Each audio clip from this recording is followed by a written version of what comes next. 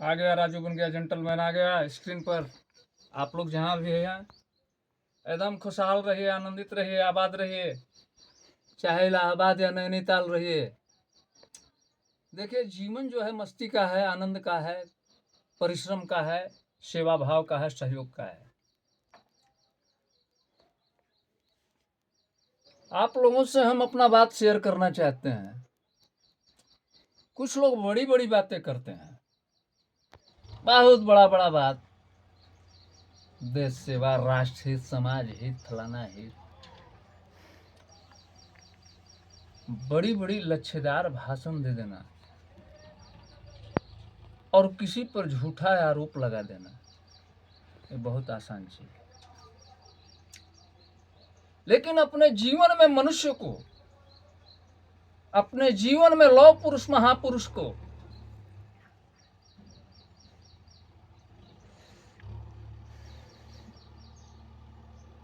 जब आगे बढ़ना होता है, वैसे महापुरुष पहले अपने अवगुण को देखते हैं, त्याग की भावना रखते हैं, दूसरे की सहयोग और सेवा की भावना रखते हैं। हमने अपने अवगुण, अपने गलत चित्रण को नहीं देख रहे हैं कि दया धर्म नहीं मन में तो मुखड़ा क्या देखे दर्पण में। जब हमारे दिल दिमाग में दया नाम का चीज ही नहीं है, परोपकार नाम का चीज ही नहीं है, सहयोग नाम का चीज ही नहीं है, तो हमें दूसरे की बुराई और दूसरे की निंदा करने का अधिकार नहीं है, इसलिए कि मैं खुद गलत हूं। अब रह गई बात कि अगर कोई लौह पुरुष महापुरुष त्यागी है और राष्ट्र हित का कार्य में अपनी अहम भूमिका निभा रहा है, देश को आगे बढ़ाने में, शिक्षा की प्रणाली में, देश को सुरक्षा के ख्याल में, देश के अंतर्राष्ट्रीय मंच पर विकास की लकीर नींव खींचने के ख्याल में कोई अगर कार्य कर रहा है और वो सही व्यक्ति, तो कहने का मतलब है कि सही क्या है और गलत क्या है। सही गलत की विवेचना वही कर सकता है जो अपने अवगुणों को देखे। और देश का एक मजदूर हो या देश का प्रधानमंत्री जी हो, उससे लेना देना नहीं। राष्ट्र हित में हमारा मानना है कि प्रत्येक नागरिक, प्रत्येक पद पर बैठे पदाधिकारी से लेके राजनेता से लेके लोकतांत्रिक व्यवस्थाओं में न्यायपालिका तक सभी लोगों का अहम भूमिका है।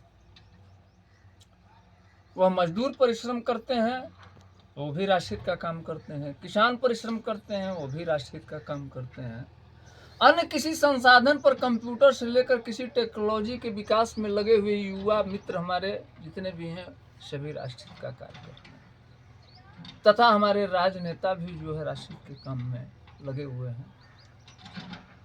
अब रह गई बात किस, इसमें हमारा देश, भारत देश धर्मनिरपेक्ष देश है। धर्मनिरपेक्ष देश का मतलब सभी जाति, सभी समुदाय के लोगों को समान अधिकार और सभी को वोट देने का एक अधिकार दिया। तो जब समान अधिकार सभी को संविधान देता है रहने के लिए, तो आरक्षण ओनली वन क्यों किसी जाति बेस पर दिया जा रहा है? आरक्षण या तो समाप्त किया जाए, किसी के लिए आरक्षण न हो, और या तो अगर आरक्षण दिया जा रहा है तो सभी जाति, सभी धर्म, सभी संप्रदाय के लोगों के प्रति यह कार्य सुनिश्चित हो।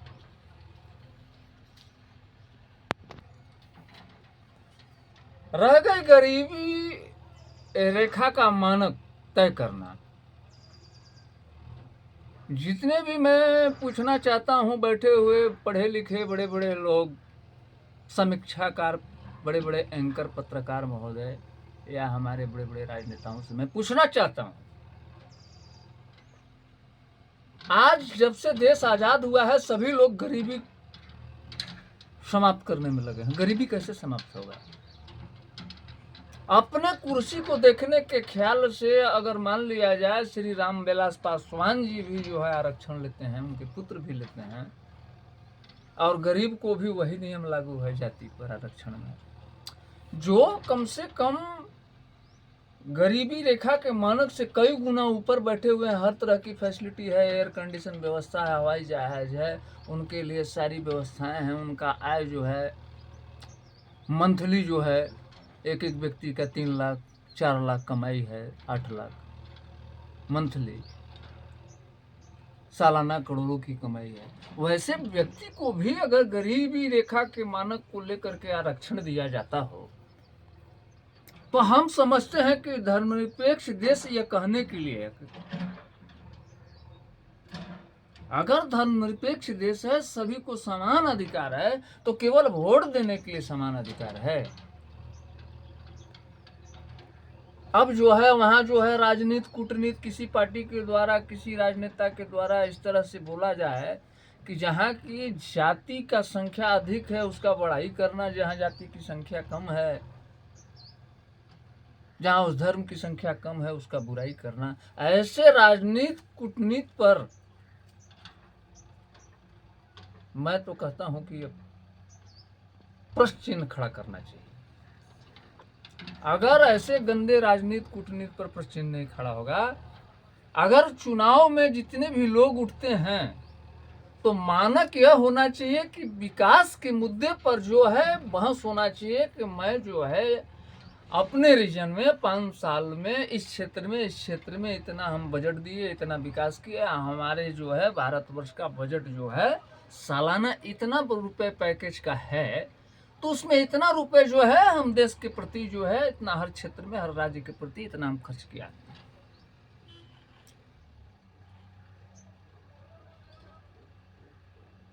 तो सरकार का मतलब जिस तरह से एक प्रोडक्ट का निर्माण होता है और प्रोडक्ट में पूंजी इन्वेस्ट करके उस प्रोडक्ट का ग्रोथ बढ़ाया जाता है ताकि हमारे पास आमदनी अधिक आएगा, तो पब्लिक सेवा, देश सेवा में अधिक खर्च करने की हम में क्षमता होगी, हम में स्ट्रांगता होगी। क्या इसको मजाक बना करके रख रहे हैं हम लोग? अपने अवगुण को हम देखते नहीं हैं, केवल दूसरे पर दोषारोपण, दूसरे पर डिबेट, अनर्गल बयानबाजी। बड़े लोग, मैं बार बार इस चीज को कहता हूं कि बड़े लोग, पढ़े लिखे लोग अगर इस तरह के अनर्गल जो है बैठ करके टीवी लाइव स्क्रीन में पूरा देश से लेकर विदेश तक देख रहा है, आप लोगों को पद की गरिमा होती है। मैं एक साधारण व्यक्ति इतना सोच सकता हूं, जो तपती धूप में काम करने वाला व्यक्ति, गर्मी में सोने वाला व्यक्ति, मच्छर काटता है, माछी काटता है। आप लोगों के लिए महाराज, बड़े बड़े लोग जितने भी हैं, आप लोग पद प्रतिष्ठा पर बैठे हुए, आप लोगों का mouth wash, nose wash, ear wash, हर जगह सेंट मारा जा रहा है। अरे इसको क्या बोलते हैं, इंग्लिश में हम नहीं समझते हैं, क्या बोलते हैं इसको? ओ मेरे मुन्ना भाई, क्या बोलते हैं इसको? थोड़ा इशारा करना।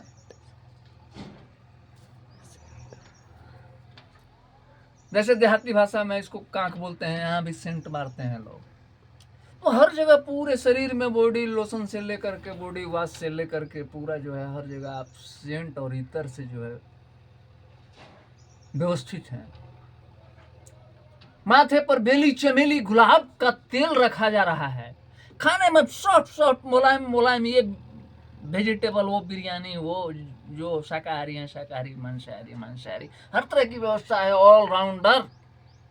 उसके बावजूद भी अगर बड़े लोग अपने दिमाग को स्थिर करके सभी के जन कल्याण के हेतु जाति भेदभाव से ऊपर उठ करके इंसानियत भरा शब्दों में संबोधन देश को नहीं करते हैं, देश की जनता को नहीं करते हैं, तो इस देश के लिए दुर्भाग्य है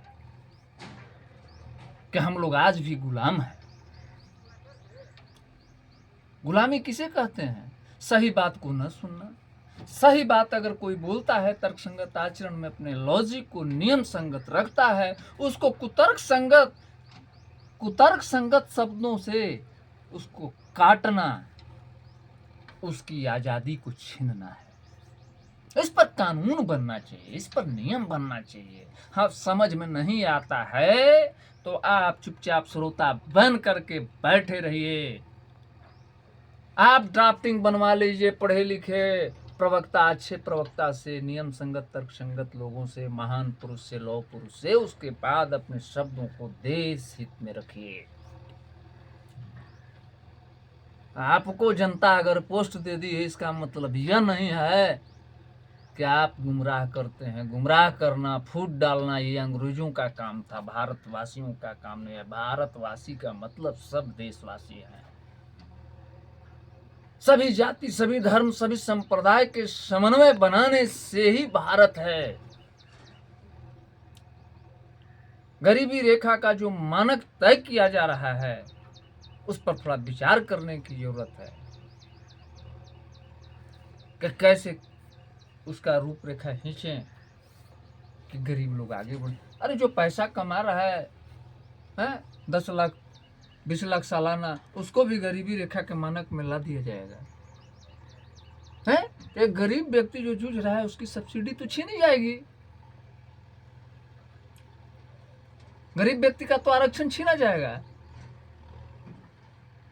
इस पर विचार करने की जरूरत है। राजू बन गया जेंटलमैन कामना करता है महिला माताओं से, सभी नारी शक्ति जितनी भी हमारी बहनें हैं तथा हमारे युवा साथी, हमारा अगर वीडियो अच्छा लगता है तो आप लोग ज़्यादा से ज़्यादा लाइक शेयर कीजिएगा, सब्सक्राइब कीजिएगा, ताकि हमें अगर मनोबल नहीं मिलेगा, अगर भगवान ने ज्ञान दिया है तो किसी के नाजायज तरीके से, बिना गलत तरह के आरोप लगाए हुए, किसी को समझाने के ख्याल से, देश को संवारने के ख्याल से वाणी को अगर पटल पर रखा जाए तो ये प्रचार प्रसार से जो है आने वाली पीढ़ियां इसको सुनेंगी, समझेंगी, तो सबका अपना सुरक्षा कवच बना रहेगा।